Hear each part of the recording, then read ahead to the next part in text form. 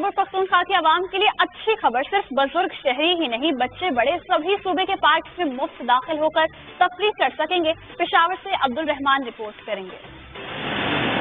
खैबर पख्तूनख्वा के शहरियों के तफरीही पार्क में अभी होगी फ्री एंट्री। जी हाँ, महकमा बल्दियात के ज़ेर इंतजाम पार्कों में अवाम को रिलीफ देने का फैसला।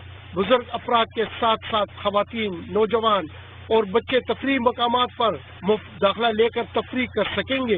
मुख्तलिफ और तरीके हैं जिससे इस पार्क को फंड किया जा सकता है और इसको मेंटेन किया जा सकता है, और लोगों के लिए ये जो एक्टिविटी है ये बिल्कुल फ्री होनी चाहिए जिस तरह बाकी दुनिया में तकरीबन होता है। शहरियों ख़ुसूसन तलबा ने इसे सूबाई हुकूमत की जानिब से अहसन इक़दाम करार दिया। ये एक अच्छा इकदाम होगा। स्टूडेंट यहाँ पे आएंगे, वो वॉक भी करेंगे, स्टडी भी करेंगे, इससे उनकी हेल्थ पे भी इफेक्ट होगा। बच्चे भी आ जाएंगे, सैर तफरीह के लिए भी लोग आएंगे और इससे माशरे पर मतलब बहुत ज़्यादा अच्छे असरात पड़ेंगे। तफरीही मकामात में मुफ्त दाखिले के फैसले पर अमल दरामद से गरीब आवाम को अहले खाना के साथ सस्ती तफरीह के मौके मिल सकेंगे। कैमरामैन असद खान के साथ अब्दुल रहमान, समा, पेशावर।